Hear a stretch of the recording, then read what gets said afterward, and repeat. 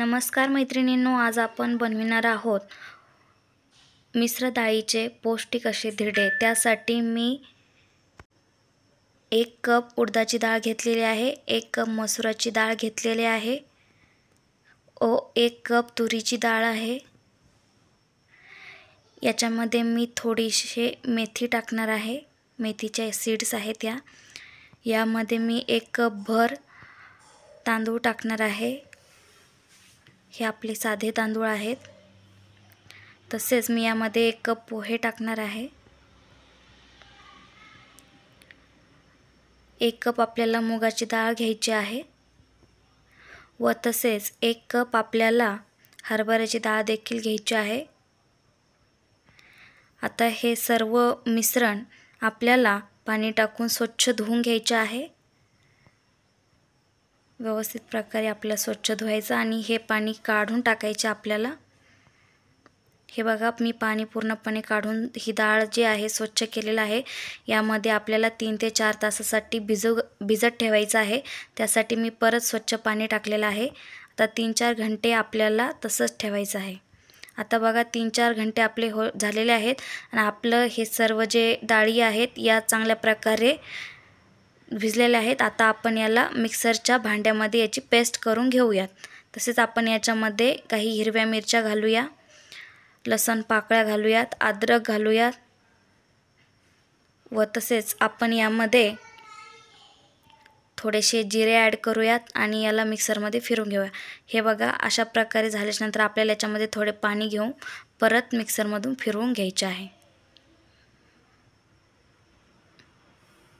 हे बघा, आपली पेस्ट अशा प्रकारे तयार झालेली आहे। हे बॅटर आपल्याला आता या भांड्यामध्ये काढून घ्यायचं आहे। हे बघा, आपण सगळं काढून घेतलेलं आहे। तशा प्रकारे या सर्व डाळीची आपल्याला पेस्ट बनवून घ्यायची आहे।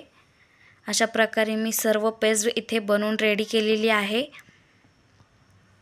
हे बघा, आपल्याला कन्सिस्टन्सी अशी ठेवायची किंवा आपण याच्यामध्ये थोडंसं पाणी देखील ॲड करू शकतो।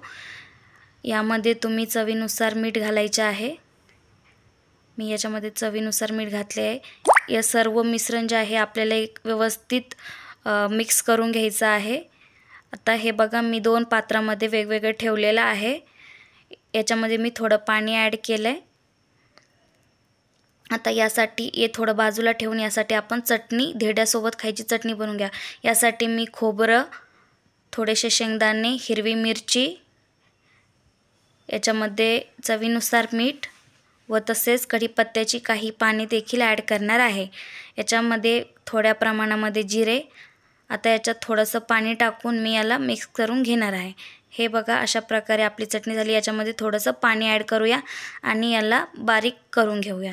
तोपर्यंत मी इथे गॅसवरती पातेलं ठेवून त्यात तेल गरम करायला ठेवलं आहे। त्याच्यामध्ये मी मोहरी घालते आहे। मोहरीला व्यवस्थित फोडणी बसू द्यायची आहे। त्याच्यानंतर थोडेसे जिरे त्याच्यामध्ये टाकले आहे आणि आपण जी हे पेस्ट केली होती ती पेस्ट आपण त्याच्यामध्ये टाकूया, जी खोबऱ्याची पेस्ट बनवली होती चटणी बनवण्याकरता ती।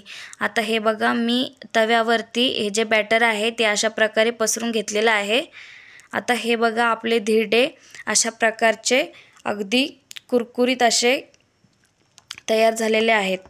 अशा प्रकारे वेगवेगळ्या डाळीचे धिरडे तुम्ही तुमच्या लहान मुलांना किंवा वयस्कर व्यक्ती किंवा तुम्ही देखील प्रोटीनने भरपूर असे मिश्र डाळींचे धिरडे बनवून तुम्ही याचा आस्वाद घेऊ शकता।